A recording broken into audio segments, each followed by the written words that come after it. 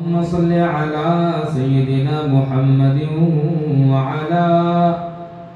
وعلى آل سيدنا محمد وبارك وسلم.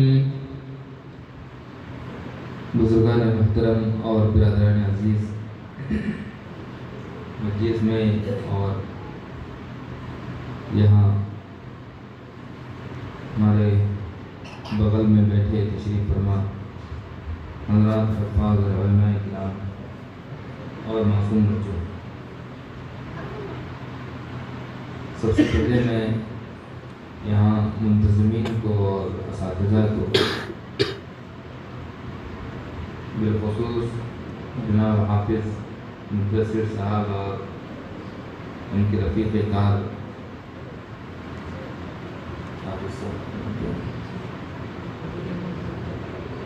وہ محمد ضیاء صاحب،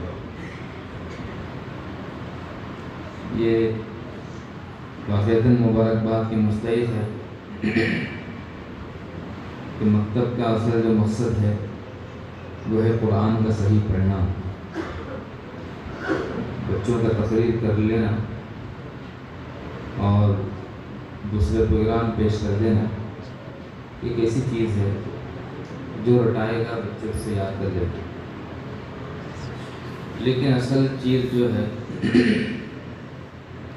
جس سے ایک حافظ اور ایک عالم متاثر ہوتے ہیں وہ ہے قرآن کا صحت اور تجوید کے ساتھ پڑھ لینا.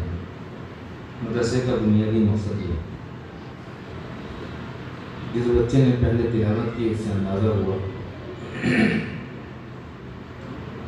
کہ اساتذہ پائے کے ہیں اور ان کی محنت جان توڑ محنت ہے. کہیں ان کا اقرار اعتراف ہو یا نہ ہو، اللہ کے یہاں وہ بڑے اجر کے مستحق ہے.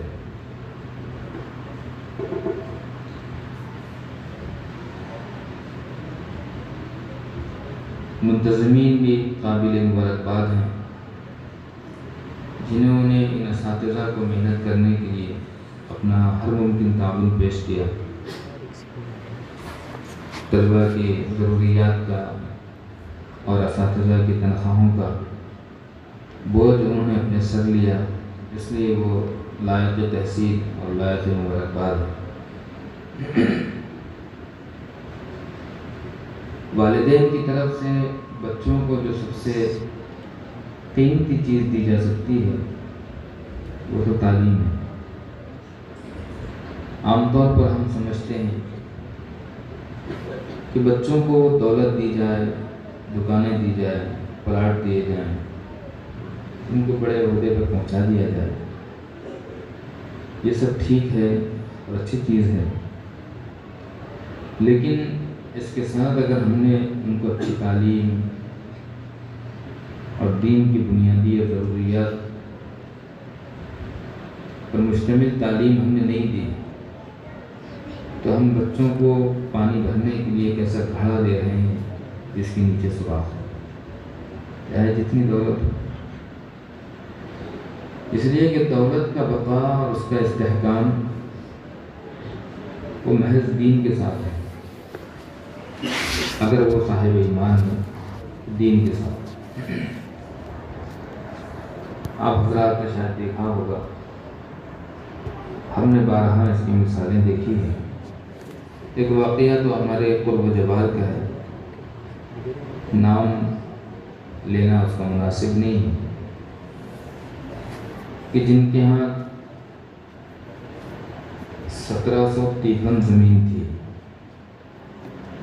1753 یعنی ہمارا اندازہ شاید 5400 ایکڑ ایسا کچھ ہوتی ہے،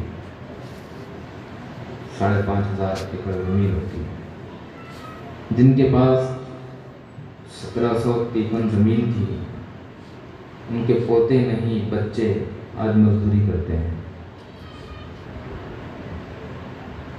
پوتے نہیں بچے آج مزدوری کرتے ہیں. ہم نے ہمارے اطراف میں دیکھا ہے ان لوگوں کو جنہوں نے ان کو دیکھا تھا انہوں نے خود مجھ سے بیان کیا، ایک صاحب جو شہر کے بڑے نواب کہلاتے تھے، جن کے یہاں فقیروں کی اور غریبوں کی ایک بھیڑ قطار ہر روز لگی رہتی تھی۔ اس زمانے کی سب سے بڑی نوٹ 100 روپے کی ہوتی تھی۔ وہ گھر سے نکلتے تھے تو اپنا روپیہ پیسہ دکھانے کے لیے 100 کی نوٹ سے کان صاف کرتے ہوئے نکلتے تھے، کان کا میل صاف کرتے ہوئے نکلتے تھے۔ اب اس کو کیونکہ میل لگ گیا، وہ نوٹ گندی ہو گئی تو اس کو جیب میں رکھنا گوارا نہیں تھا، اصل دولت دکھانا مقصود تھا، وہ ایسا پیچھے پھینک دیا کرتے تھے۔ 100 کی نوٹ اس زمانے میں سنانے والے ضعیف تھے، ان کے انتقال ہوا ہے 5-10 سال ہو گئے۔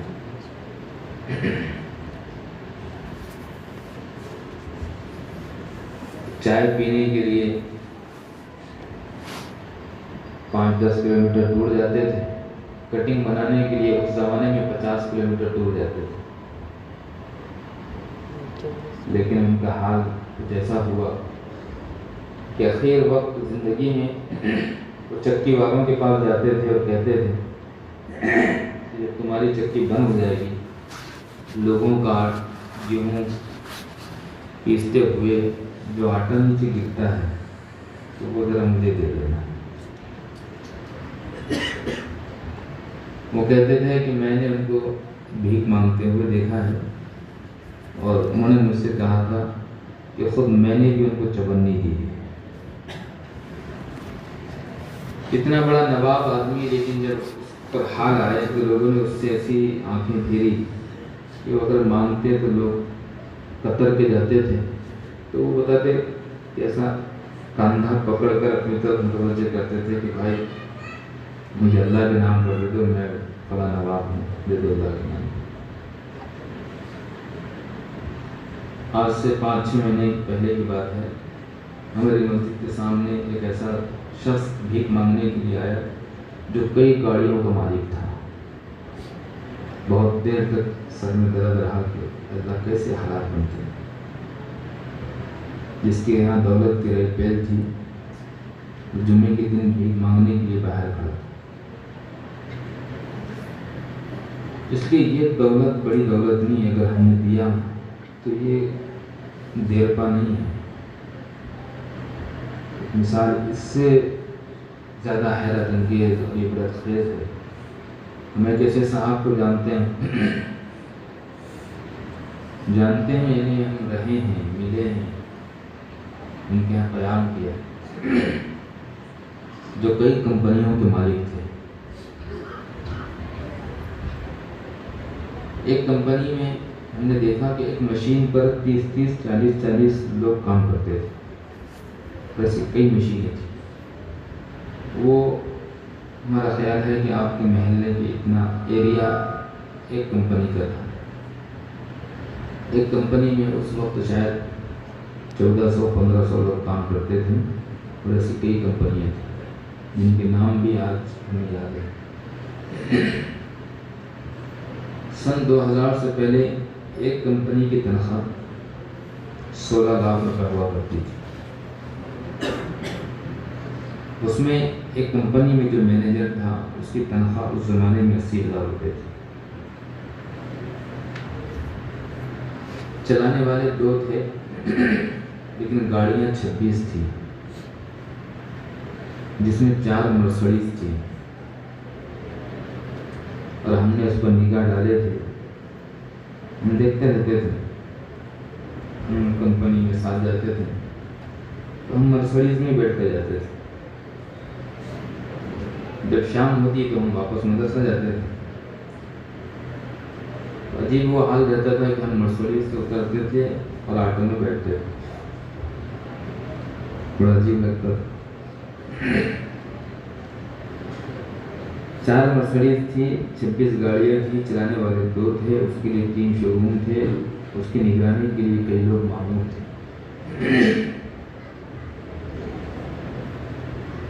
ان کا ایک کھیت تھا جو آج سے 15-16 سال پہلے، ایک ہیرو ہے، اس کا نام ہم جانتے ہیں، اس نے 850 کروڑ میں مانگا تھا، انہوں نے نہیں دیا۔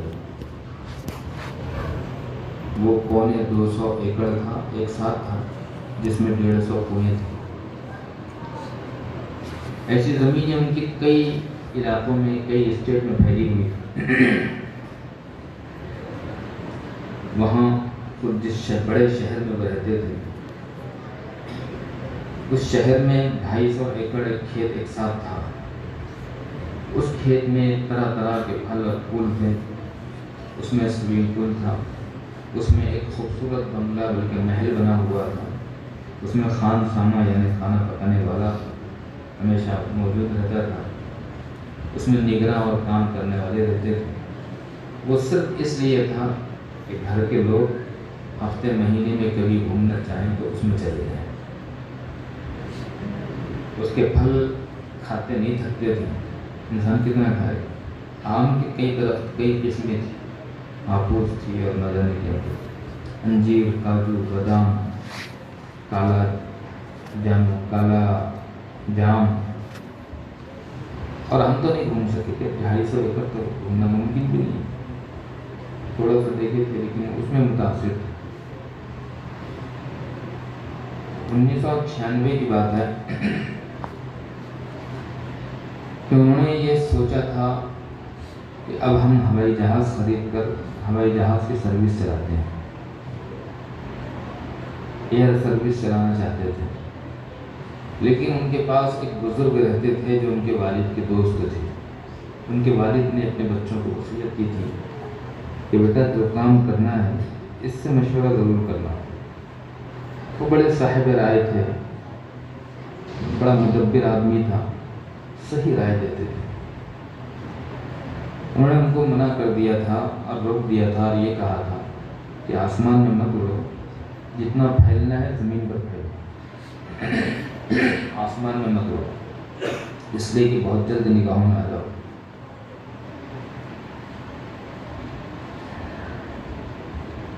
اور کیا کیا تفصیلات بتائیں۔ انہوں نے آخر میں یہ سوچا تھا کہ کم سے کم چارٹر پلین تو لے لیں۔ چارٹر پلین کا مطلب یہ ہے کہ ہمیں کہیں آنا جانا ہو ہمارے گھر والوں کو، تو وہ آنے جانے کے لیے ایک ہوائی جہاز تو خرید لیں۔ چارٹر پلین آپ نے دیکھا ہو کیسا رہتا ہے، تو انہوں نے اس کے لیے بھی منع کر دیا تھا۔ اس زمانے میں ان کے پاس 65 لاکھ کی کاریں تھیں، اس زمانے میں 2000 سے پہلے کی بات، ایک کار 65 لاکھ کی۔ ایک مرتبہ ہمارے سامنے وہ کوئی سودا فون پر کر رہے تھے، تو وہ کہہ رہے تھے کہ 115 کروڑ ابھی بھیج دیتا ہوں، باقی مشین آنے کے بعد دوں گا۔ آپ اندازہ لگائیں، مالیت کا اندازہ لگائیں۔ یہ ساری باتیں ہم نے اس لیے سنائی کہ آج وہ شخص میری اور آپ کی تمام لوگوں کی دعاؤں کا مستحق ہے کہ کھانے کے ڈالے پڑے۔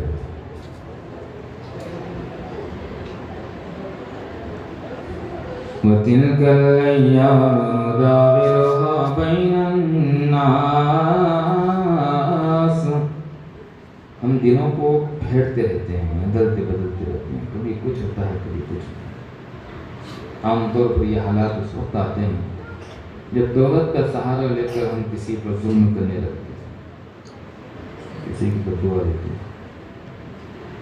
اس لیے میرے بھائیوں، اگر ہم نے اپنے بچوں کو صرف یہ دولت دی اور ہم مطمئن ہو گئے تو ہمیں مطمئن نہیں ہونا چاہیے۔ ہمیں مطمئن اس وقت ہونا چاہیے جب ہم بچوں کو صحیح تربیت دیں اور دین دیں۔ حضرت سیدنا عمر بن عبدالعزیز رحمۃ اللہ علیہ کا جب انتقال ہو رہا تھا تو اس وقت کسی نے ان سے کہا تھا کہ آپ دنیا سے جا رہے ہیں، فلاں بادشاہ نے اپنے بعد بچوں کو یہ دیا، آپ دنیا سے جا رہے ہیں، آپ کے بچوں کے پاس کچھ بھی نہیں، خالی ہاتھ ہیں، آپ نے کیا دیا؟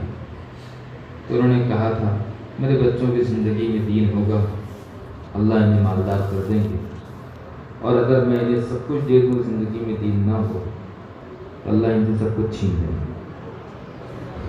بچوں کو اٹھایا تھا ویسا، بیوی سے کہہ دیا تھا، وہ بادشاہ وقت کی بیٹی تھی، یہ زیور بھی تو نے گلے میں پہن رکھے ہیں، تیرا باپ بادشاہ تھا، بیت المال کے خزانے سے آیا ہوگا، اس لیے یا تو اس کو بیت المال میں ڈال دے یا مجھ سے الگ ہو جائے۔ تو وہ نیک بیوی بن گئی تھی نیک شوہر کی۔ اس نے کہا تھا کہ میں زیورات سے تو جدائی برداشت کر سکتی ہوں، آپ سے نہیں کر سکتے، آپ سے نہیں کر سکتے۔ ہاں یہ تھا کہ بچے منہ پر ہاتھ رکھ کر کونے میں جاتے تھے۔ باپ نے پوچھا کہ بیٹا کیا بات ہے، ایسے کونے میں کیوں بیٹھ گئے، منہ پر ہاتھ کیوں رکھ رہے؟ بادشاہ وقت ہے، علیمیہ صاحب نے لکھا ہے کہ 5واں خلیفہ راشد یہ کہنا چاہیے، سیدنا عمر بن عبدالعزیز رحمۃ اللہ علیہ۔ تو بادشاہ وقت کی بچیاں جواب ابا کو، بادشاہ وقت کو دے رہی ہیں کہ ابا جان گھر میں کھانے کے لیے کچھ نہیں تھا، ہم نے پیاز کھائی، اس کی بدبو آ رہی ہے تو منہ چھپا رہے ہیں، کھانے کے لیے کچھ نہیں تھا تو پیاز کھائی۔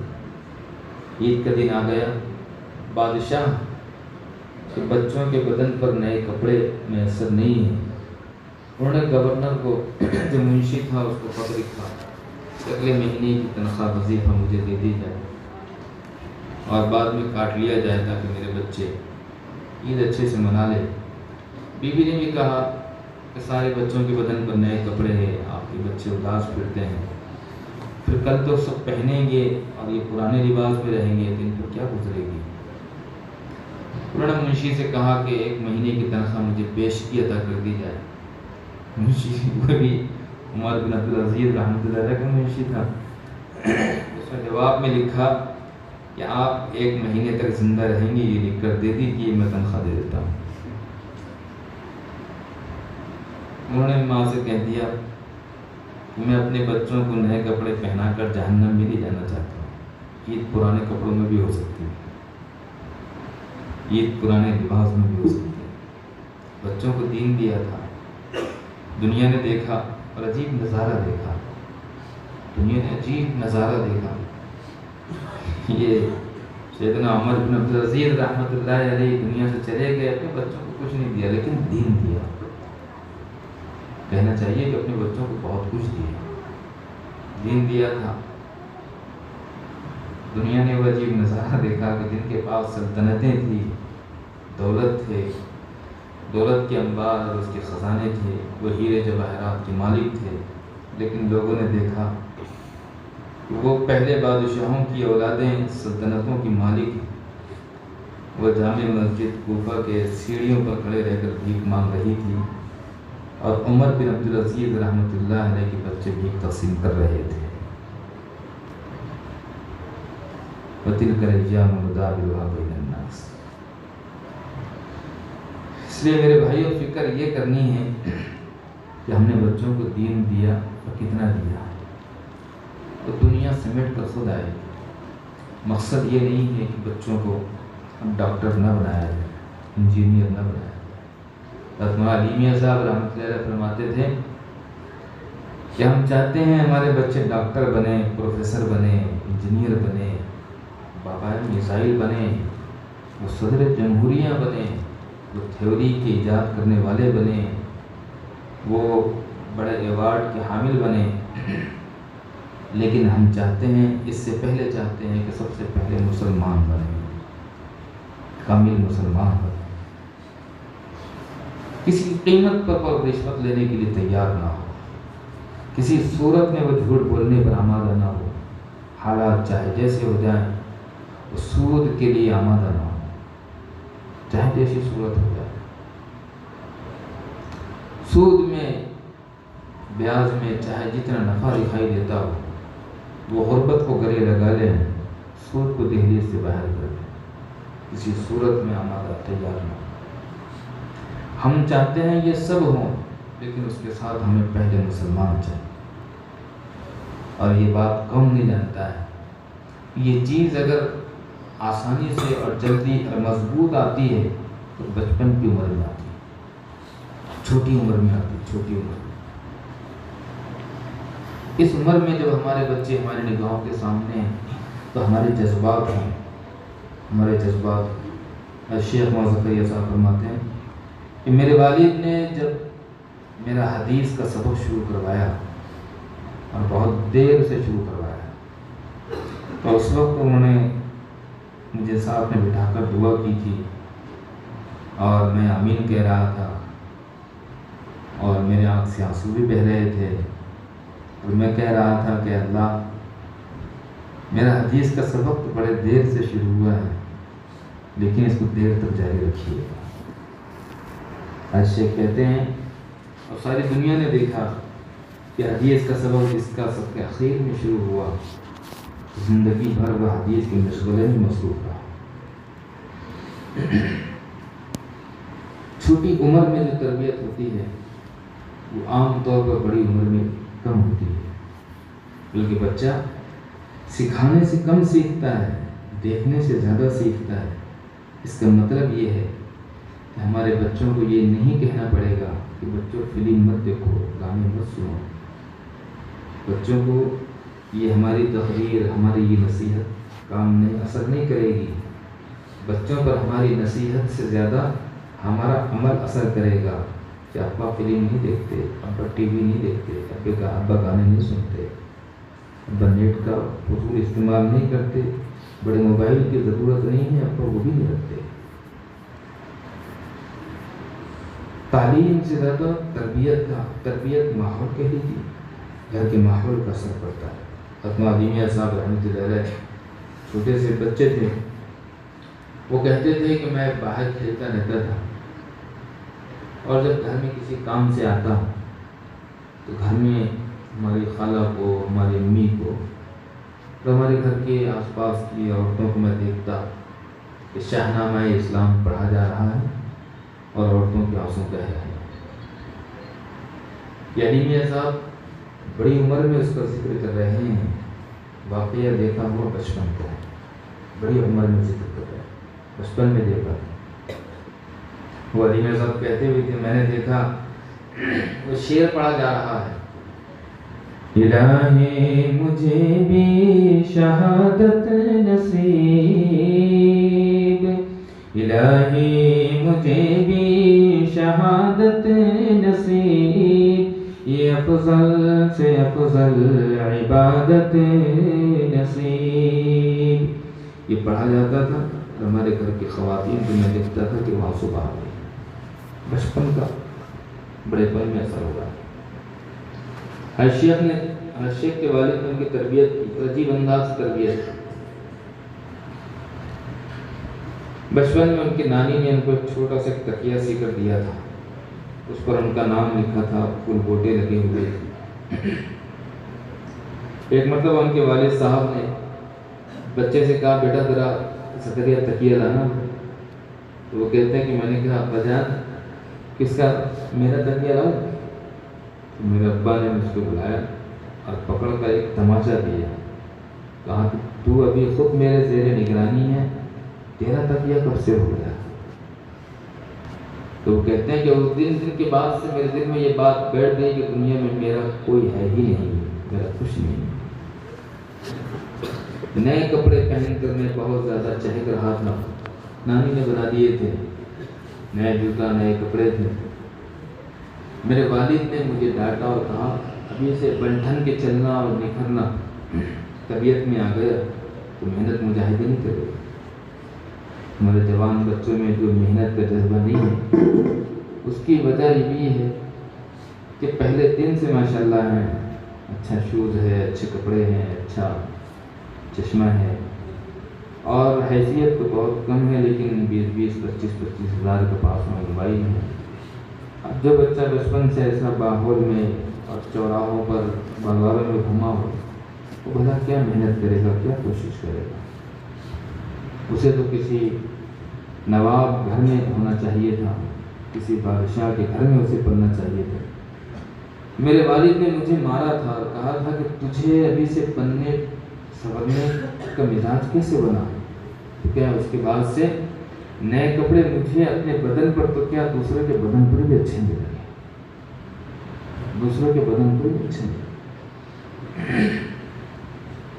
تربیت جو بچوں کی ہوتی خاص وہ اپنے گھر کے ماحول سے ہو. گھر کا ماحول کیسے؟ عدیمیہ صاحب کہتے ہیں ہمارے گھر میں جو صفائی کے لیے ایک خاتون آتی تھی اس کے بچے کو میں نے کسی دن مار دیا تھا میری والدہ بضد ہو گئی اس بات پر کہ جب تک تو اس سے ہاتھ جوڑ کر معافی نہیں مانگے گا ہم تجھے معاف نہیں کریں گے۔ گھر میں جو صفائی کے لیے آتی تھی اس کے سامنے ہاتھ جوڑ کر معافی مانگے گا تو مجھے معاف۔ یہ چیز ہے کہ یہ چیز اگر ہم نے دی تو یہ بچے ہمارے شکر گزار رہیں گے، اور اگر یہ چیز ہم نے نہ دی، دنیا بھر کی چیز دی، تو کبھی نہ کبھی تو احساس آئے گا، کبھی نہ کبھی تو احساس جاگے گا، اور یہ بچے کہہ دیں گے کہ ہمارے والدین نے ہمیں سب کچھ دیا لیکن زندگی گزارنے کا سلیقہ نہیں، زندگی بتانے کے ڈھنگ نہیں۔ قرآن کریم اسی کو بیان کرتا ہے کہ یہ پروردگار کے سامنے کہیں گے اے میرے اللہ، یہ میرے والدین ہیں، انہوں نے مجھ سے کہا کہ بچے تو ڈی ایڈ کر لے، تو میں نے ڈی ایڈ کر لیا، انہوں نے کہا تو بی کام کر لے، میں نے بی کام کر لیا، انہوں نے کہا تو ایم فل ہو جا، میں نے کر لیا، انہوں نے مجھ سے کہا کہ نیٹ اور سیٹ پاس کر لے، میں نے پاس کر لیا۔ ان کی خواہش تھی، ارمان تھا کہ میں یو پی ایس سی کے exam, M P S C کے ٹرائی کروں، M P S C U P S C میں بیٹھوں، میڈیکل ٹیسٹ دوں، نیٹ کے ایگزام دوں، میں نے سب کیا۔ کبھی مجھے میرے والدین نے ایک مرتبہ بھی نہیں کہا کہ بیٹا کبھی تہجد میں اٹھ کر 2 رکعت تو پڑھ لے، فرض نمازوں کا بھی اہتمام کر لے۔ دکان اگر میں نے 2 دن نہیں کھولی تو میرے والدین کمرے میں بیٹھ کر، کونے میں بیٹھ کر روتے تھے، لیکن میں اللہ آپ کے گھر مہینوں نہیں آیا، میرے ماں باپ کی پیشانی پر شکن تک نہیں آیا۔ ربنا انا اطعنا سادتنا وكبراءنا فأضلونا السبيل۔ اے اللہ، ہم نے ہمارے بڑے لوگوں کی پیروی کی، ان کی بات مانی، ہم ان کے پیچھے چلے، ہم ان کے فرمان کے مطابق زندگی گزارنے پر آمادہ ہوئے، لیکن انہوں نے ہمیں گمراہ کر دیا۔ ربنا آتهم ضعفين من العذاب والعنهم لعنا كبيرا۔ اے اللہ، ان کو دگنا عذاب دے دیجیے، ان کو دگنا عذاب دے دیجیے۔ اور اگر ہم نے اپنے بچوں کو دین دیا، دین کی برکت سے دنیا بھی ملے گی۔ آپ کو ایک دو مثالیں بتاتے ہیں۔ لکھنؤ علیمیہ صاحب کے گھر اگر آپ جائیں گے، لکھنؤ سے 80 کلومیٹر مقام پر رائے بریلی، چھوٹا دیہات، ایک شہر جیسا ہے، تو ان کے گھر کی طرف جاتے ہوئے ایسے بڑے چوڑے راستے نہیں، ایسے پگڈنڈیاں جیسی بنی ہوئی۔ ہم لوگ کاروں سے گئے تھے تو دونوں طرف جو درخت لگے ہوئے ہیں اس کی جھاڑیاں اور پتے اندر آتے ہیں، کانچ لگا کر جانا پڑا۔ میں سفر خیالوں میں کر رہا تھا کہ الہی، یہ وہ راستے ہیں جہاں پر اندرا گاندھی آئی ہے، یہ وہ راستے ہیں جہاں پر نرسمہ راؤ آیا ہے، یہ راستے ہیں جہاں پر اٹل بہاری واجپئی جی آیا ہے، جہاں بی پی سنگھ آیا ہے، صدر جمہوریہ آئے ہیں، ڈاکٹر ذاکر حسین یہاں آیا کرتے تھے، راجندر پرساد جہاں آیا کرتے تھے۔ یہ وہ مقام ہے جہاں پر وزیر ہی نہیں بلکہ باہر ممالک کے بادشاہ بھی آیا کرتے تھے۔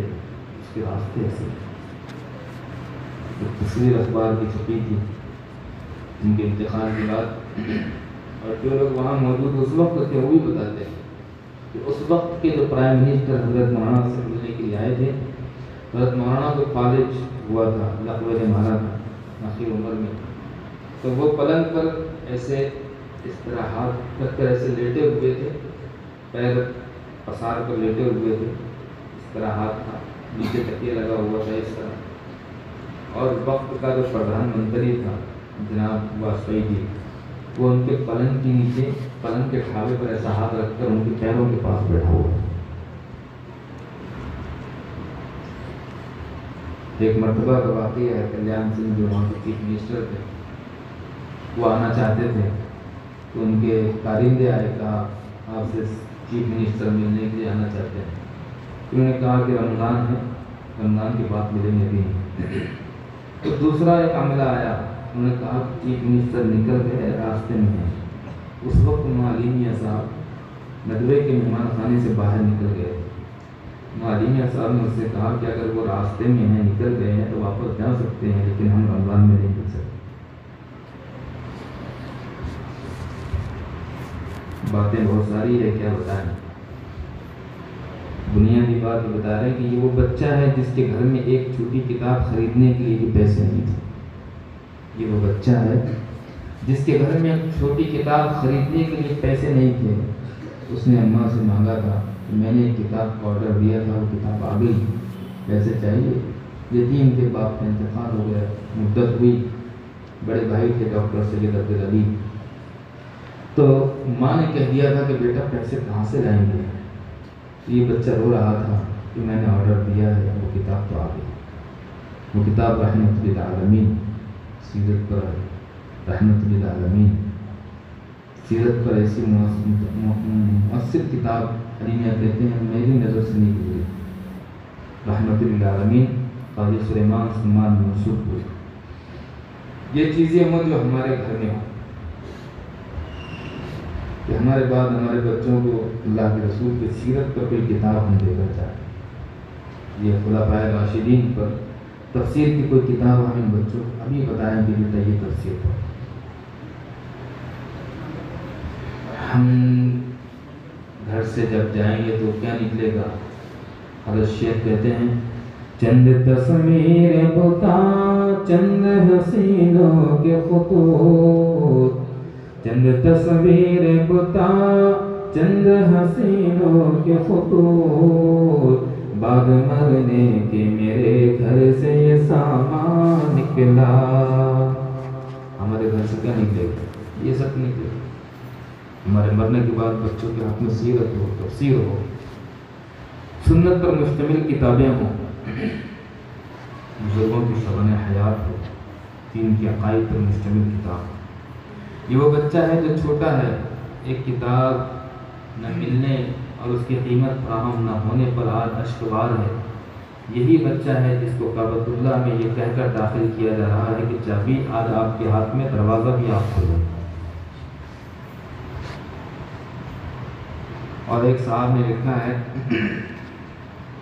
کہ کعبۃ اللہ کی تاریخ میں کبھی ایسا نہیں ہوا کہ 2 مرتبہ 2 دن مسلسل دروازہ کھلا ہو، آج بھی کھلا ہو، کل بھی کھلا ہو۔ آئندہ میں اللہ حافظ وہ کہتے ہیں کعبۃ اللہ کا دروازہ آج کھلا گیا تھا، علیمیہ کل مکہ مکرمہ پہنچے، ان کے لیے کل دروازہ کھلا گیا۔ یہ ایک وہ بچہ ہے جس کو باپ نے دولت نہیں دی، ہاں دولت دی، لیکن جس کو ہم دولت نہیں کہتے۔ دولت دی، بڑی دولت دی، تربیت دی، تعلیم دی، دین دیا، ایمان دیا، یقین دیا، اللہ اس کے رسول کی سچی محبت دی۔ پھر اس کے بعد ہم چاہے جو بنیں، جو کر لیں، ساری دنیا ہماری ہے، ہم چاند پر پہنچ جائیں، ہم کوشش کریں کہ چاند پر وہی جائیں گے، ہمارے ریت پور کا بچہ بھی چاند پہ جا سکتا ہے۔ کیا ضروری ہے کہ دلی والے ہی صدر جمہوریہ بنے؟ ہمارے ریت پور کا بچہ بھی محنت کرتے کرتے صدر جمہوریہ بن سکتا ہے۔ کیا ضروری ہے کہ وہی بابا میرزائی بنے؟ ہم بھی بن سکتے ہیں، سائنٹسٹ ہم بھی بن سکتے ہیں، تھیوری ایجاد ہم بھی کر سکتے ہیں، سب کر سکتے ہیں، لیکن سب سے پہلے مسلمان بنیں، سب سے پہلے مسلمان۔ کہ ہم دین کے بارے میں سست نہ ہو، ٹھنڈے نہ ہو، کسی صورت میں بھی ٹھنڈک نہ ہو۔ منظر بیان کرے تو چلتے رہتے ہیں، اور اگر خدا نہ خواستہ اللہ معاف فرمائے، ایک واقعہ چھوٹا سا ہے، دونوں کا موازنہ اور کمپیئر ہوگا، دیکھیے گا، وہ سنا کر بات ہم ختم کرتے ہیں۔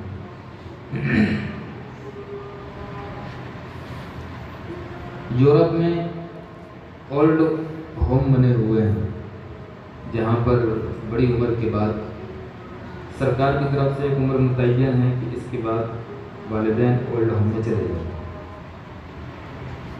وہ جب تاریخ آتی ہے تو وہ بوڑھے والدین روتے ہیں، اور کبھی کبھی بچوں کے سامنے ہاتھ بھی جوڑتے ہیں کہ ہم تم سے کچھ تقاضا نہیں کریں گے، تمہیں پریشان نہیں کریں گے، ہم تم سے کوئی مطالبہ نہیں کریں گے، کھانا بھی تم جتنا میسر ہو سہولت وہ دے دینا، ہم تمہیں مجبور نہیں کریں گے، لیکن ہماری درخواست ہے کہ تم ہمیں اپنے گھر سے نہ نکالو، تم ہمیں ہمارے گھر میں رہو۔ شیخ سعدی نے کہا ہے مسافر کجا باشد وطن را یاد می دارد، جو بلبل در قفس باشد چمن را یاد می دارد۔ انسان چاہے دنیا کی سیر کر لے اس کو وطن یاد آتا ہے، پرندہ چاہے سونے کے پنجرے میں رہ جائے اس کو اپنا چمن یاد آتا ہے۔ عمر جتنی بڑھتی ہے دل جوان ہوتا ہے، دل اپنے گھر میں اٹکتا ہے، باہر نکلنے کو تیار نہیں ہوتا۔ والدین روتے ہیں، سسکیاں لیتے ہیں کہ ہمیں اپنے گھر سے نہ نکالا، چلے جاتے ہیں، چھوڑ دیا جاتا ہے۔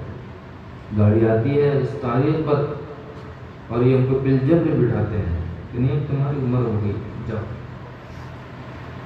وہ گاڑی میں بیٹھتے ہیں، گاڑی جیسے جیسے دور ہوتی ہے ویسے ویسے ان کی دھڑکن بڑھتی ہے، اور یہ جوان بچہ جو خوش ہوتا ہے کہ چلو اب گھر میں سکون سے رہیں گے، رات بھر کہاں سے۔ وہاں سال بھر میں ایک دن مدر ڈے کے نام سے منایا جاتا ہے۔ والدین اس دن کے تاریخ کے انتظار میں رہتے ہیں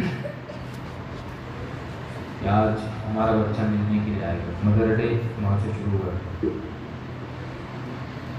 آج کے دن اولاد اپنے والدین سے ملنے آئے گی، بچے ملاقات کے لیے آتے ہیں۔ والدین سال بھر اس تاریخ کا انتظار کرتے ہیں، وہ تاریخ آتی ہے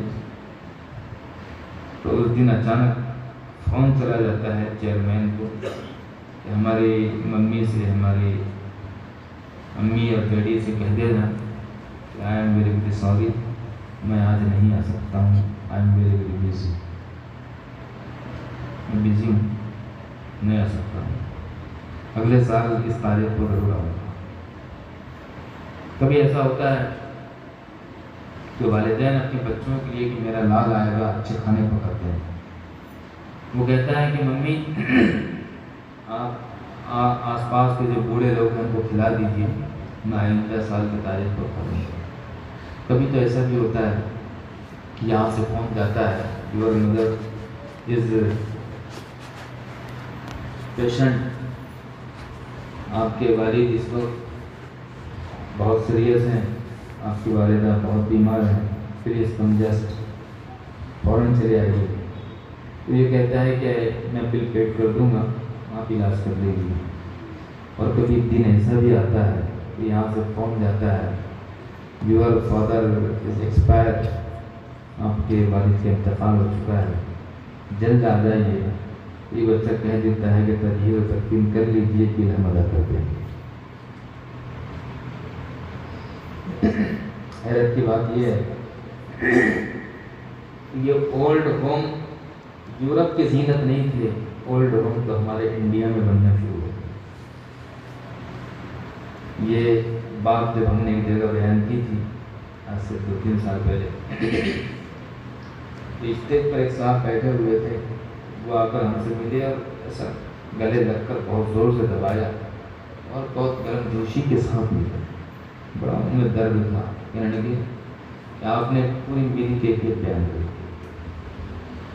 میں نے بچوں کو پڑھایا، آج میرا ایک بچہ لندن میں ہے، ایک امریکہ میں ہے، ایک وہاں ہے، ایک وہاں ہے، گھر پر ہم گڈا گڈی ہے، سودا سرف لانے کے لیے بھی ہمارے پاس کوئی رہتا ہے۔ میرے ایک ساتھی کا فون آیا، میری والدہ کہہ رہی تھی کہ میں نے بچوں کو خواہ پڑھایا۔ منشا یہ نہیں ہے، مقصد یہ نہیں ہے کہ نہیں پڑھانا، پڑھانا ضرور ہے، لیکن نتائج۔ میری والدہ کہہ رہی تھی کہ میں نے بچوں کو خواہ پڑھایا، جس کی جہاں سروس تھی وہاں چلا گیا۔ اب رات میں جب سوتی ہوں تو میرا دل بھی چاہتا ہے کہ میں کسی سے پیار کروں، کسی کو اپنے سینے سے لگاؤں، اس کے سر میں تیل ڈالوں، اس کی خدمت کروں، لیکن میرے پاس کوئی نہیں ہے۔ میں جب سوتی ہوں تو بکری کے چھوٹے بچے کو اپنے بستر میں لے کر سوتی ہوں، اسی سے دن پیدا ہے۔ تو اس نے ہمارا ساتھی وہ بڑے مدرسے کا مطمئن تھا، 800-900 بچے اس کے پاس، میں نے کہا نوردین میں مدرسے سے استعفیٰ دے رہا ہوں، میں نہیں رہ سکتا، مجھے مدرسے بننے کا شوق نہیں ہے، میں چلا۔ اور بالآخر وہ دن آیا کہ اس نے استعفیٰ دے دیا۔ میں میرے والدہ کو ایسے نہیں پڑھتا سکتا، پر کیا لگے کہ گھونسلوں سے اڑ گئے سبھی، ماں پھر اکیلی رہ گئی بچوں کو پال کر۔ وہ تڑپ رہی بیچاری، پریشان ہے کہ کاش ان کو ساری زندگی پڑھنا آتے ہی میرے پاس رہے۔ جب ہم نے یہ واقعہ سنایا تو وہ ایک عالم صاحب وہاں موجود تھے، انہوں نے کہا آپ یورپ کی بات کر رہے ہیں، میں نے اپنے ملک میں سب سے بڑا اولڈ ایج ہوم جو ہے وہ وہاں ہے کیرلا میں۔ میں خود وہاں گیا تھا، میں نے دیکھا کہ کوئی ایس پی کا باپ ہے، ایس پی کی ماں ہے، کوئی کلیکٹر کی ماں، کوئی کلیکٹر کا باپ ہے۔ جو مجھے ملا تو سب ایسے ہی ملا، کوئی بڑے بزنس مین کی ماں اور باپ ہے، مجھے اس میں صاحب ایمان ایک بھی نہیں ملا، مسلمان ایک بھی نہیں۔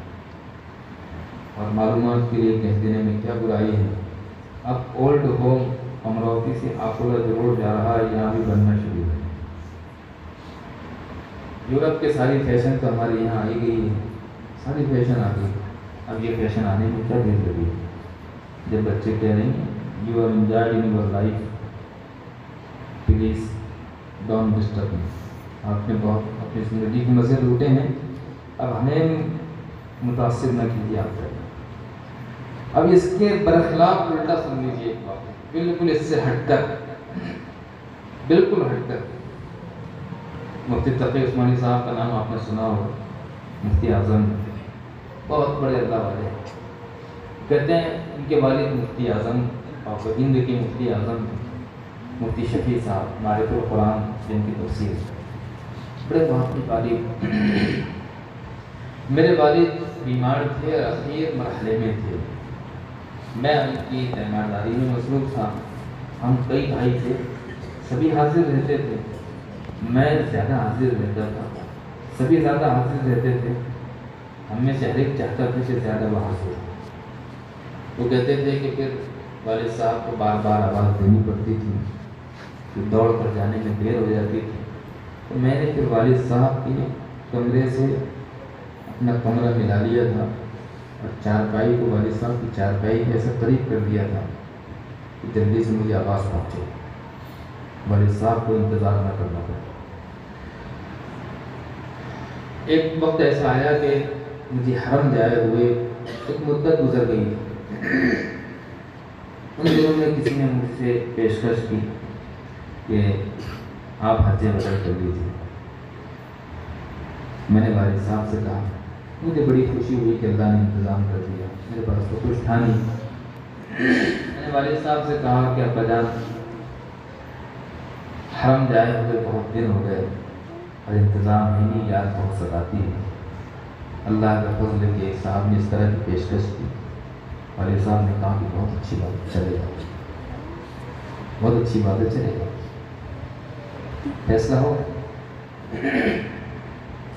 لیکن بعد میں میرے ضمیر نے مجھے کچوکے لگائے اور کہا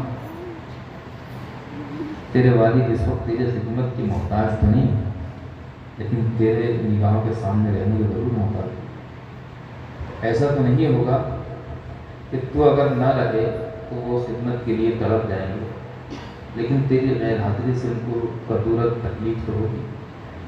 آج کے حالات ایسے نہیں ہیں کہ تو ان سے رخصت ہو جائے، حرم آج نہیں تو کل بھی جا سکتا ہے، نہیں کر سکتے۔ والد صاحب نے پوچھا تمہارے حج کا کیا ہوا؟ تو میں نے ان کو ایک جملہ کہا کہ ابا جان، ہمارا حج اور عمرہ تو آپ کی خدمت اور قدموں میں، ہم تو یہیں رہیں گے۔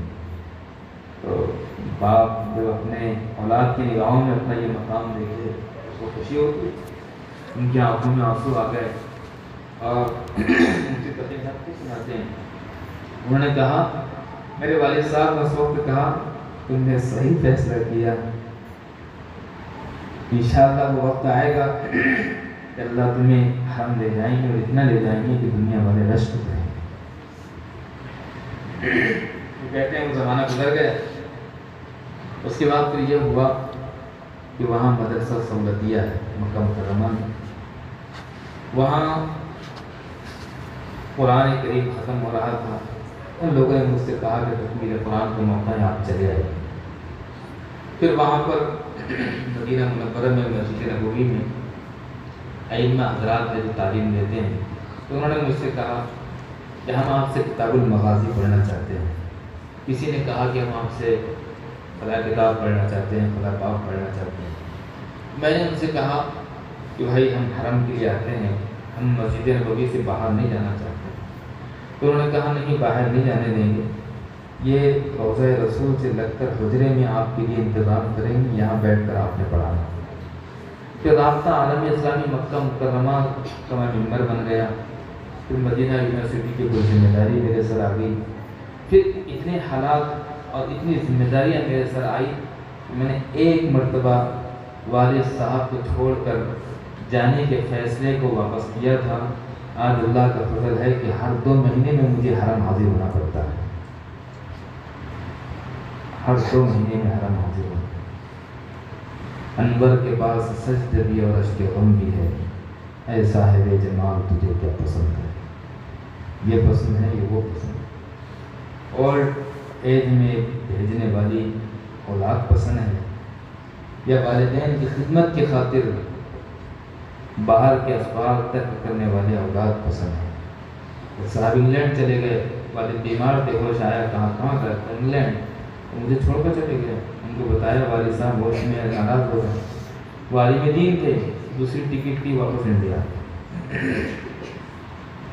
خلاصہ میرے بھائی یہ کہ ہم اگر اپنے بچوں کو سب دیں، سمجھ لو ہم نے کچھ نہیں دیا اگر دین نہیں دیا، اور اگر ہم نے دین دیا اور اس وقت تک ہم نہیں دے سکتے تھے تو ہم نے گویا سب کچھ دیا۔ اس کا مطلب یہ نہیں ہے کہ بچوں کے اسکولوں سے نکالو، مدرسوں میں داخل کر دو۔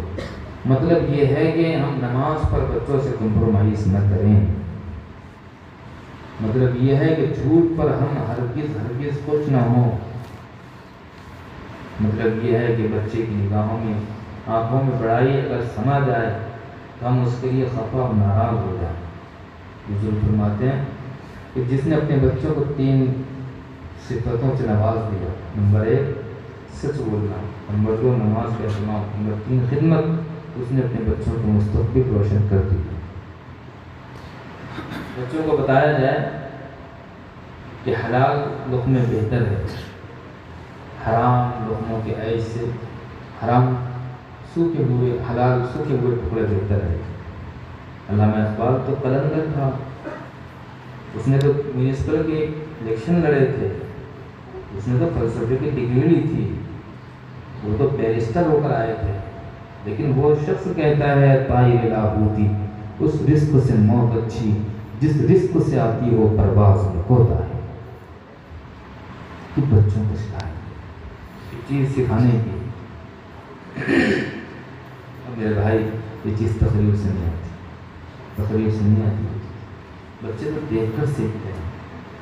ہم نے کیا ہے؟ اس لیے 2 لفظوں میں یہ کہہ سکتے ہیں کہ اگر ہم اپنے بچوں کو نیک بنانا چاہتے ہیں تو آسان راستہ ہے کہ ہم نیک بن جائیں، ہم نیک بن جائیں۔ ہمارے ہاتھوں میں مسلسل موبائل ہو، گانے ہو، قوالیاں ہوں، اور ہم بچوں سے گزارش کریں۔ کتنے بچے ہماری نگاہوں میں ایسے ہیں کہ جن سے ہم امید لگا کر بیٹھے تھے کہ انشاءاللہ ان کے میڈیکل سائنس کی طرف رہنمائی کریں گے، لیکن ان کے والد کو، ان کی والدہ کو یہ ارمان تھے کہ ہمارا بچہ رو رو کر آنکھ میں پانی لا کر کہتا ہے کہ ابا سب کے گھروں میں بڑے بڑے موبائل، میں ان کے موبائل میں دیکھتا تو موبائل ہٹا لیتے، میں گیم کھیلتا تو وہ دوسرا گیم بدل دیتے، مجھے اچھا نہیں لگتا۔ اس کے ابا نے بچے کی آنکھ میں آنسو دیکھ ہی نہیں گیا، بڑا موبائل دلا دیا۔ جو بچہ میڈیکل سائنس میں آگے جا سکتا تھا وہ بچہ مزدوری پر لگ گیا، جو بچہ خود بن سکتا تھا۔ موبائل کو ہم اگر ٹی وی کہہ دیں تو زیادہ اچھا ہے، اگر اس کو ٹی وی کہہ دیں تو شاید اس میں کچھ حرارت رہ سکتی تھی، درجہ حرارت کا ٹیمپریچر کافی رہتا ہے، موبائل کہنے کی وجہ سے وہ ٹیمپریچر ختم ہو گیا۔ اپنے نیک بچوں کو نیک بنانے کا ایک بہترین گر یہ ہے کہ ہم نیکی تقوی و طہارت کے راستے پر ہیں اور حلال روزی کی فکر کریں۔ ایک صاحب جو سینٹرل گورنمنٹ میں سرونٹ تھے، امپلائمنٹ تھے، وہ ہمارے پاس آئے کہ میرا بچہ غلط لائن پہ لگ گیا، آپ اس سے ملتے رہتے ہیں اور وہ آپ سے ملتا بھی ہے، آپ کو سنتا بھی ہے، آپ تھوڑا اس کو بٹھا کر نصیحت کی۔ وہ عجیب راستے پہ لگا ہے، یہ کہہ کر ان کی آنکھ میں بھی آنسو آ گئے، اور پھر انہوں نے بڑے درد کے ساتھ کہا، مفتی صاحب میں نے میرے بچوں کی خاطر پوری کوشش کی کہ میرے بچوں کے پیٹ میں حرام لقمہ نہ جائے، میں نے اس کی بڑی کوشش کی۔ کچھ دن گزر گئے، ہم نے بچے سے رابطہ نہیں کیا، ہماری سستی۔ کچھ وقفے کے بعد پھر وہ آئے تو ہمیں شرمندگی ہو گئی کہ اب یہ پوچھیں گے کہ آپ نے بات کی کہ نہیں کی۔ انہوں نے وہ بات ہی نہیں کی، وہ دوسرے موضوع پر بات کرتے رہے۔ رخصتی کے وقت ہم نے ان سے معذرت کے لہجے میں کہا کہ ہم نے اس سے فون نہیں کیا، ہم چاہتے تھے کہ براہ راست انسان پر زیادہ اثر پڑتا ہے، ہم آمنے سامنے مل کر اس سے بات کریں۔ تو وہ گاڑی پر بیٹھتے ہوئے نیچے اتر گئے۔ ان کا مفتی صاحب وہ راستے پر لگ گئے، صحیح راستے پر آ گئے، وہ صحیح راستے پر آ گئے۔ پھر اس کے بعد انہوں نے کہا، مفتی صاحب میں نے ساری زندگی یہ کوشش کی کہ میرے بچوں کے پیٹ میں حرام لقمہ نہ جائے، مجھے اللہ کی ذات سے امید تھی کہ میری اولاد بگڑ نہیں سکتی۔ اب آپ یہ سوچ رہے ہوں گے کہ ہم یہ بات کیوں یہاں کر رہے ہیں۔ آج کل پیچیاں چلتی ہے، ہر راز کی پیچی نہیں جاتی، 90,000 کی پیچی ہے، اگر آپ کو پہلے چاہیے تو آپ کو 80,000 نہیں دیں گے۔ یہ ہے بچت گھر ہے، اور نہ جانے کس طریقے سے ہر گھر میں سود پہنچتا ہے۔ علماء سے اس سلسلے میں مسائل پوچھیں اور کسی صورت میں بھی اس پر ہم راضیت تیار کریں، اور بچوں کی تعلیم پر، دنیاوی تعلیم پر ہم جہاں خرچ کرتے ہیں، دینی تعلیم پر خرچ کریں۔ دینی تعلیم پر ہماری طرف سے خرچ نہیں ہوتا، اس کی وجہ سے اس کی جو نورانیت اور برکتیں آنی چاہیے وہ ہمیں دیکھنے کو بہت کم ملتی ہے۔ دینی تعلیم پر ہم خرچ نہیں کرتے۔ طبیعت الرائے صاحب ہے، باہر سفر پر گئے تھے، واپس آئے، اپنے گھر میں داخل ہونے لگے، ایک جوان بچے نے باہر کر دیا، بھائی ہمارا گھر ہے، تم بغیر آواز کے غیر محرم ہو اور گھر میں آتے ہو۔ اوپر والدہ نے شور سنا تو اس نے کہا کہ بیٹا یہ تمہارے ابا ہے، تم نے انہیں نہیں پہچانا، 27 سال کے بعد یہ گھر میں آئے ہیں، جب اس وقت تمہاری پیدائش نہیں ہوئی تھی۔ رات کا وقت تھا، سو گئے، صبح نماز کو گئے تو وہاں مسجد نبوی میں حلقہ لگا، حلقے میں دیکھا کہ علماء ہے، مشائخ ہے، اہل علم ہے، سب کان لگا کر سن رہے ہیں۔ وہ روضہ رسول پر صلاۃ والسلام پڑھ کر فارغ ہوئے اور دیکھا کہ جس کے درس میں یہ بیٹھے ہوئے ہیں وہ تو نوجوان ہیں، اور اس میں علماء اور مشائخ بڑی عمر کے لوگ دست بستہ بیٹھے ہیں۔ اس نے اپنے آس پڑوس میں پوچھا کہ یہ عالم دین کون ہے؟ مسجد نبوی پوری ان کی طرف کھینچی جا رہی ہے، کون ہے؟ تو انہوں نے کہا تم ان کو نہیں پہچانتے، ان کو نہیں پہچانتے؟ کہا نہیں، کہ عجیب بات ہے، تم انہیں نہیں پہچانتے؟ وہ جب گھر میں آئے، کھانا کھا رہے تھے، بیوی سے کہا تھا کہ میں نے 30,000 دینار لائے ہیں، 4,000 دینار 30,000 دینار تمہارے پاس چھوڑ کر گئے تھے، کچھ میں نے لائے ہیں، تو وہ کتنے واقعی ہے بتاؤ، دونوں ملا کر کچھ کریں گے۔ بیوی نے کہا کہ ابھی تک کر آئے ہیں، سو جاؤ، صبح حساب کریں گے۔ انہوں نے پوچھا یہ کون ہے؟ انہوں نے کہا تم مجھے نہیں پہچانتے؟ بھائی ربیعۃ الرائے ہے، ان کو تو سب پہچانتے ہیں، آپ مدینے کے نہیں ہیں کیا؟ انہوں نے کہا کہ ہاں مدینے کے ہیں۔ تو کہا تمہیں نہیں پہچانتے؟ یہ فروخ کے بیٹے ہیں، ان کے والد فروخ کے زمانے سے باہر گئے ہوئے تھے، سنا ہے کہ وہ ابھی ابھی آئے ہوئے ہیں، ان کو پتہ نہیں کہ فروخ سے باتیں ہو رہی۔ جب انہوں نے سنا کہ یہ میرا بیٹا ہے جس کی یہ شان ہے کہ میں خود اس پر رشک کر رہا ہوں، تو جب وہ گھر واپس آئے تو بیوی نے ان کے چال پر اندازہ لگا لیا کہ صاحب کچھ بدلے سے نظر آ رہے ہیں، ایسا لگتا ہے کہ بیٹے کو درس دیتا ہوا انہوں نے دیکھ کر پہچان لیا۔ انہوں نے آ کر پوچھا کہ کیا بات ہے؟ کیا وہ 30,000 دینار چاہیے؟ کہاں ہے بتاؤں؟ کیا بتاؤ کہ وہ 30,000 دینار زیادہ پسند ہے کہ ایسا بیٹا اچھا ہے؟ تو وہ کتابوں میں ہے کہ وجد میں آ گیا، اس پر دقت طاری ہو گئی ہے، وہ اچھل اچھل کر کہتا تھا ربیعہ کی ماں تو نے 30,000 دینار ضائع نہیں کیے، واللہ ما ضیعتی، واللہ ما ضیعتی، واللہ ما ضیعتی، تو نے صحیح مصرف میں لگائے، خدا کی قسم تو نے وہ 30,000 دینار ضائع نہیں کیے بلکہ بڑی تجارت کی۔ وہ پیسہ 30,000 دینار تو نے اپنے بچے کی تربیت پر، اس کو تعلیم پر لگایا۔ ہمارے ذہن میں خیال ہے کہ بچہ اگر میڈیکل سائنس پڑھے تو اس کے لیے خرچ لگتا ہے، بچہ انجینئرنگ کرنا چاہے تو اس کے لیے خرچ لگتا ہے، UPSC MPSC ایگزام کی تیاری کرے تو خرچ لگتا ہے، نیٹ کے لیے، نیٹ سیٹ کے لیے کوچنگ کلاسز کے لیے خرچ لگتا ہے، قرآن پڑھنے کے لیے کیا خرچ لگتا ہے، کیا لگتا ہے اور کیا لگنا چاہیے، اس پر کیوں لگانا چاہیے۔ امام ابو حنیفہ رحمۃ اللہ علیہ کے بیٹے حماد کی سورہ فاتحہ مکمل ہوئی تھی، انہوں نے ان کے استاد کو 500 درہم روانہ کیے، 500 درہم، اور یہ کہا تھا کہ میرے پاس اس وقت اتنے ہی ہیں، اگر 1 لاکھ بھی ہوتا تو دے دیتا، 1 لاکھ بھی ہوتا تو دے دیتا، میرے پاس اس وقت اتنے ہی ہیں، یہ قیمت نہیں ہے، اظہار خوشی ہے۔ ہمارے پاس قرآن کی قیمت عمل بتاتا ہے کہ کم ہو گئی ہے، زبان سے تو نعوذ باللہ ہمیں سے کوئی نہیں کہتا، لیکن عمل بتاتا ہے کہ کم ہو گئی ہے۔ ہم میں سے ہر ایک کی تمنا یہ ہو کہ ہمارے بچے کا قرآن ہم خرید کر لائیں گے، ہمارے بچے کے لیے دفاعی اگر درکار ہے تو ہم خود مسجد میں اس کے حصے پر جتنے آتے ہیں وہ پیسے دیں گے۔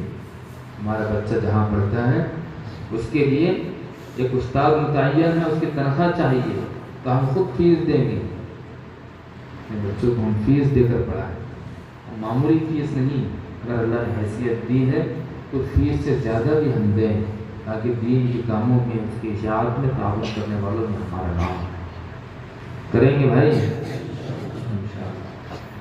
یہ باتیں ہماری مکمل ہوگی، لیکن خیرکم من تعلم القرآن وعلمہ، جب کبھی بھی پڑھا جاتا ہے کہ تم میں بہترین وہ ہے جس نے قرآن سیکھا ہوا اور وہ قرآن سکھاتا ہو، تو ہمارا ذہن بچوں کی طرف جاتا ہے، ہمارا ذہن اپنی طرف بھی جانا چاہیے کہ ہم میں سے کس کو قرآن آتا ہے، ہم میں سے کسی کو قرآن نہیں آتا، ایسا قرآن آتا ہی نہیں ہے کہ جس کے پڑھنے پر دماغ درست ہو۔ ہم میں سے ہر ایک کی تمنا تو یہ ہونی چاہیے کہ اللہ ہمیں بھی حافظ قرآن بنا دے، اور کیا نہیں بن سکتے ہیں؟ نہیں بن سکتے۔ آج جمعہ ہے، آج جمعہ کا دن ہے، ہاں جمعہ، گزشتہ جمعے کو ہمیں ایک جگہ دعوت تھی، گزشتہ جمعے کو بھی ہم ایک پروگرام میں تھے، تو کیا پروگرام تھا، ایک بچے کے سر پر امامہ باندھنا تھا اور اس کا حفظ قرآن مکمل کرنا تھا، اس کے آخری سورت کی تلاوت تھی، وہ حافظ بن رہا تھا، اس کے آخری سورت پڑھانی تھی۔ وہ بچہ کیمیکل انجینئرنگ کا لاسٹ ایئر کا، فائنل ایئر کا اسٹوڈنٹ تھا۔ جب لاک ڈاؤن لگا تو اس نے طے کیا کہ ابھی فارغ وقت ہے، میں حافظ بنوں گا، اور 29 مئی سے اس نے شروع کیا تھا، اور اس وقت اس نے یہ طے کر لیا تھا کہ مجھے 31 دسمبر سے پہلے مکمل حافظ قرآن بننا ہے۔ 7 مہینے سے پہلے ایک بڑی عمر کا بچہ حافظ قرآن بن گیا بھی گاؤں میں، گزشتہ ہفتے میں ایک بہت بڑا مجمع تھا۔ ہم نے ان سے کہا کہ آپ لوگوں نے تاریخ بنائی، تاریخ آپ کی یہاں بھی بنی ہے، بچے اسکول بھی پڑھ رہے ہیں، مکتب بھی پڑھ رہے ہیں، اور مکتب میں حافظ قرآن رہے ہیں۔ میرا خیال ہے اپنے اس پورے علاقے میں یہ آپ کے گاؤں کی تاریخ ہے، مکتب اسکول کے ساتھ وہ بچے حافظ قرآن بنے، اور ایسے حافظ قرآن ہو جانا بہت بھاری کام ہے۔ حافظ قرآن بننے کے بعد اصل ذمہ داری شروع ہوتی ہے، اس کو پڑھنا پڑتا ہے، ورنہ وہ نکل جاتا ہے سینے سے، اور جب وہ سینے سے نکلتا ہے تو دیکھ کر پڑھنا بھی نہیں آتا ہے۔ قرآن کی عجیب تاثیر ہے قرآن۔ تو میرے بھائیوں، یہ ساری تقریر یہ بچوں کے واسطے نہیں ہے، یہ ساری تقریر میرے لیے بھی ہے، آپ کے لیے بھی ہے، ہم سب کے لیے ہے کہ ہم بھی تو طے کر سکتے ہیں کہ ہم حافظ قرآن بنیں۔ آخر نیت کرنے میں کیا برائی ہے؟ کرتے ہیں نیت اگر کریں تو حافظ قرآن مکمل و صحیح کچھ تو یاد کریں گے اور ضرور یاد ہو. ہم میں سے اللہ نے ہر ایک کو، چاہے وہ جمہوریہ صدر جمہوریہ ہو، چاہے وہ سائنٹسٹ ہو، چاہے وہ پروفیسر ہو، چاہے وہ پردھان منتری ہو، چاہے وہ اقوام متحدہ میں بیٹھا ہوا چیئرمین ہو، چاہے وہ ایک عام مزدور ہو، ہر ایک کو اللہ نے 24 گھنٹے کا وقت دیا ہے. وہ چاہے اس کو قیمتی بنا لے یا ضائع کرے، قیمتی بنا لے یا ضائع کرے، قیامت کے دن اللہ اس کے بارے میں پوچھے تم نے وقت کا کیا کیا. کم سے کم اتنا تو کرے، کم سے کم اتنا تو کرے. اس سے پہلے ایک بات کہتا ہوں، یحییٰ ابن اقسم فرماتے ہیں کہ جو آدمی صبح سورہ یاسین پڑھ لیتا ہے شام تک، اور شام میں پڑھ لیتا ہے تو صبح تک اس کا وقت خوش گزرتا ہے. جو یہ چاہتا ہو کہ میرا دن خوشی گزرے، صبح سورہ یاسین پڑھیں گے انشاءاللہ.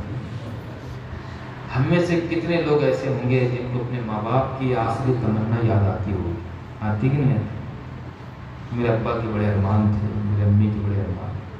ہم کو بھی ہمارے امی کی کچھ باتیں یاد آتی ہیں کہ امی کا بڑا یہ ارمان تھا. ہزاروں حسرتیں ایسی کہ ہر حسرت پہ دم نکلے، بہت نکلے میرے ارمان مگر پھر بھی کم نکلے. ہر حسرت ایک حسرت پر، ہر خواہش ایک خواہش پر ختم ہوتی ہے. ہم میں سے کتنے ہیں جو یہ کام کرتے ہیں کہ میرے ماں کی تمنا تھی اس لیے مجھے تو یہ کام کرنا ہے، میرے ابا کے ارمان تھے اس لیے مجھے تو یہ کام کرنا ہے. مرادی میں ایک صاحب بہت بڑا کام کر رہے ہیں اور سب بتاتے پھر میں نے آخر میں یہ کہا کہ میں یہ کام صرف اس لیے کر رہا ہوں کہ میرے ابا کے ارمان تھے. ابا کے ارمان، اماں کے ارمان ہم شوق سے پورے کرتے ہیں. کائنات کی جان ہم سب کے ارمان حضرت نبی کریم صلی اللہ علیہ وآلہ وسلم فرماتے ہیں میرا ارمان ہے کہ میری ہر امتی کے سینے میں سورہ یاسین ہو. سب کے ارمان تو پورے ہم کر رہے ہیں، اللہ کے رسول کا ارمان بھی تو پورا کریں. سب کی خواہشیں ہم نے پوری کر دی، اللہ کے رسول کی تمنا ہے وہ تو پوری کریں گے انشاءاللہ. بہت آسان ہے، بہت آسان. اللہ نے یاد کرنے کے لیے اس سے زیادہ آسان کتاب میں رکھی ہوئی ہے، بڑی آسان. 600 پیج اور حافظ ایسے کہ چیلنج کے ساتھ کہا جا سکتا ہے کہ آپ تیار ہو تو یہاں ابھی شروع سے آخر تک بچہ کھڑے رہ کر سنا دے. ایسا یاد جو حافظ سنا دیں گے کھڑے رہ کہ اللہ کے فضل کے بغیر ممکن نہیں. سورہ ملک یاد کر لیں. سب کو قبر کا ڈر لگتا ہے کہ قبر میں کیا ہوگا. کون ہے جو قبر سے نہ گھبراتا؟ سورہ ملک کے بارے میں یہاں پر اسلام فرماتے ہیں کہ جو سورہ ملک روزانہ رات میں پڑھتا ہو، مغرب کے بعد سے لے کر سونے تک کبھی جو سورہ ملک روزانہ پڑھتا ہو اس کو عذاب قبر نہیں ہوتا ہے. حافظ قرآن کے بارے میں جب حافظ قرآن کو دفن کیا جاتا ہے تو اللہ قبر سے پوچھتے ہیں هل تأكل جسده هل تأكل جسده هل أكلت جسده أو كما قال. کیا تو نے اس کے جسم کو کھا لیا؟ تو قبر کہتی ہے کیف آکلہ یا ربی وفی قلبہ کلامک. اے میرے پروردگار میں اس کو کیسے کھا سکتی ہوں؟ اس کے سینے میں تیرا کلام ہے، میں اس کو کیسے کھا سکتی ہوں؟ ایک نابینا ہمارے پاس آئے، وہ کہنے لگے بڑا ڈر قبر سے لگتا ہے، نیند نہیں آتی، کیا کریں؟ تو میں ان سے کہا قرآن پاک حفظ کرنا شروع کر دو، چاہے تھوڑا تھوڑا ہو. قرآن پاک حفظ کرتے کرتے جو مر جاتا ہے وہ قیامت کے دن حافظ بنا کر کھڑا کیا جائے گا اور اس کا قبر بھی نہیں ہوتا. تو ہم مکمل حافظ قرآن نہ صحیح کچھ صورتوں کے تو حافظ قرآن بن سکتے ہیں. بڑے لوگ بھی کریں گے اس کی کوشش، اور گھر میں بھی اس کا ماحول ہو رہا ہے. تلاوت قرآن سے آغاز شام میں ایک وقت ہو متعین کہ اس وقت سب تلاوت کریں. گھر میں پوچھیں کہ آپ نے سورہ یاسین پڑھا، آپ نے سورہ ملک پڑھا. علامہ اقبال کو 1938 میں وفات ہے، تقریباً 100 سال پورے ہو رہے ہیں کم و بیش.